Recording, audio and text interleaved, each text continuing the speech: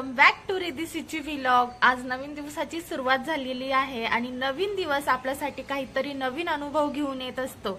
आणि आज काय झालं ना की सकाळी टिफिन बनवत असताना म्हणजे रिधिशा आणि विनयचा टिफिन बनवत असताना आज गवारीची भाजी करायचं ठरवलं। रात्रीच शेंगा तोडून ठेवल्या, पण काय झालं ना की जेव्हा गवारीची भाजी आपण शिजवतो ना तेव्हा अंदाज येत नाही की ती किती वेळाने शिजेल। काही काही गवारीच्या शेंगा ह्या जास्त निब्बर असतात, काही सॉफ्ट असतात, म्हणून आज थोडं लेट झालंय आणि म्हटलं की चला आज स्कूलमध्ये रिधिशाचा टिफिन तर आपल्यालाच सोडून द्यावा लागणार आहे, म्हणून आता मी चालली आहे रिधिशाचा टिफिन घेऊन तिच्या स्कूलमध्ये।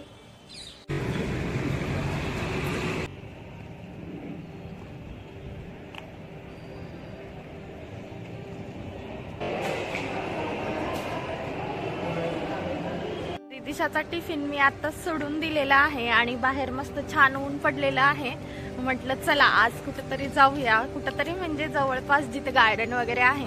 तर आमच्या कराडमध्ये गार्डन म्हणजे प्रीती संगम म्हणजेच कृष्णा घाट, चला तिथे भेटूया।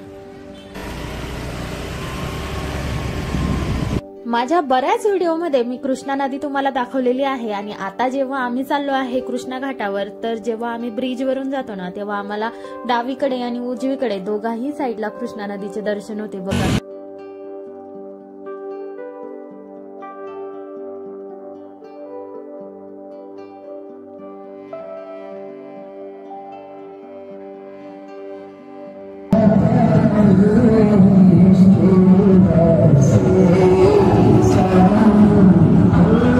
आणि मार्केटमधून जात असताना आम्हाला बघा कराड मस्त सजलेलं दिसतंय, वरती पताका लावलेले आहेत, आजूबाजूला डेकोरेशन केलेलं होतं। आजूबाजूला जे पण पोस्टर लावलेले होते त्याच्यावर ईद मुबारक लिहिलेलं होतं, पण ईद तर झालेली आहे, may be after Eid celebration चालू आहे। आणि असं छान सजलेलं आहे पूर्ण कराड।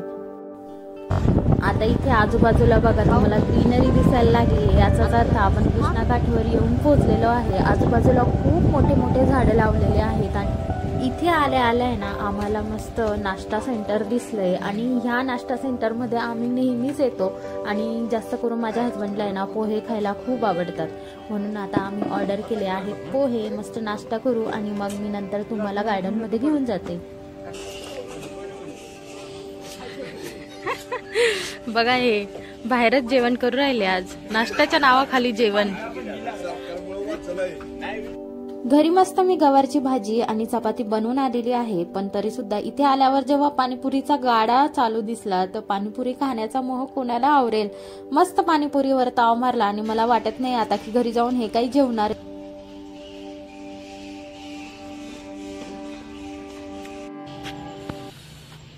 तर इथे बघा स्वर्गीय यशवंतराव चव्हाण यांची समाधी आहे, चला मी तुम्हाला दाखवते त्यांची समाधी। हे बघा इथे ना प्रीती संगम मध्ये सर्व नागरिकांना कळवण्यात येते की ह्या बागेमध्ये मोठ्या प्रमाणामध्ये घोणस साप निघाले होते, त्यामुळे हे बघा त्यांनी पोस्टर पण लावलेला आहे, त्यामुळे व्यवस्थित इथे बसताना वगैरे काळजी घ्या, चालताना काळजी घ्या।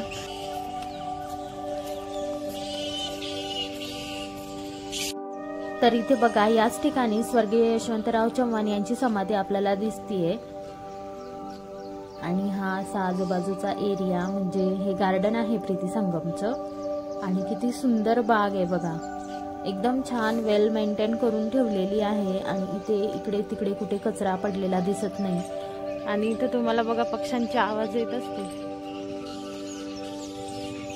ते बघा चमगादड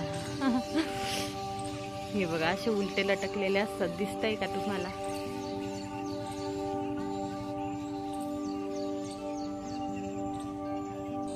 हे बघा इकडे किती सारे चमगादड उलटे लटकलेले।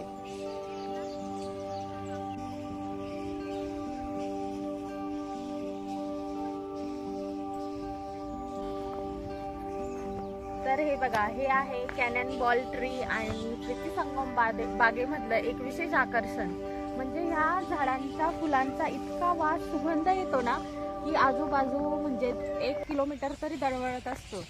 झाडाचं फळ बघा कसं दिसतंय, एकदम कवट असतं ना कवटाचं फळ तसंच दिसतंय, पण आधी फूल बनत असणार आहे आणि त्याच्यानंतर ते फळ बनत असणार आहे। तुम्हाला काय वाटतं? मला खरं तर माहिती नाहीये, पण तुम्ही सांगा कमेंट मध्ये की काय असणार आहे।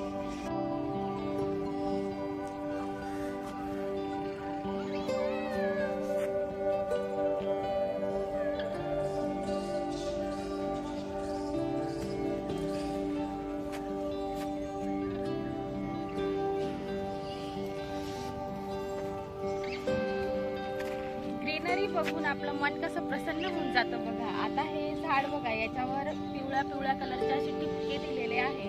एक तुम्हाला मी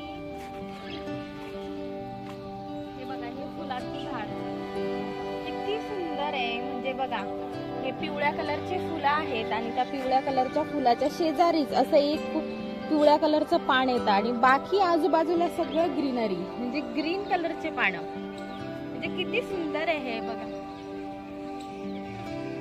सुंदर दिसतंय ना ते. पिवळा कलर तर माझा फेवरेट. मी हे पान, याच्या आजूबाजूला हे पाने येताना त्याच्यामुळे याचं सौंदर्य अजूनच खुलून दिसतंय बघा. किती सुंदर दिसतंय, असं वाटतंय की एक फुलपाखरूच आहे.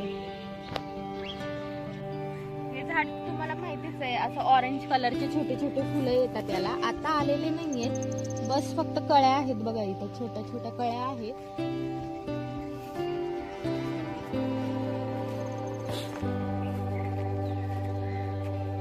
जांभळा कलर कोणाला नाही आवडत, आजकाल ट्रेंडिंग मध्येच आहे जांभळा कलर. आणि त्यात असे जांभळ्या कलरचे झाड जर बघायला भेटले ना आपल्याला, की मन असं प्रसन्न होऊन जातं.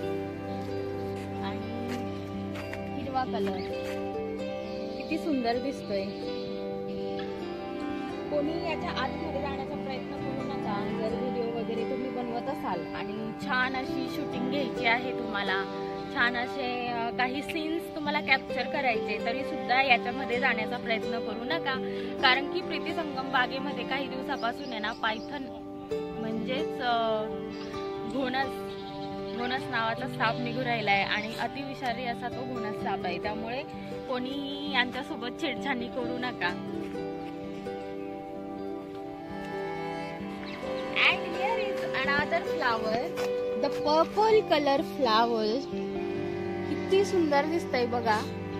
म्हणजे याचं स्ट्रक्चर बघा, हे असं लांब उगतंय, त्याच्यानंतर मध्ये त्याला फ्लावर येतंय. म्हणजे प्रत्येक फ्लावर बघा तुम्ही तसंच आहे.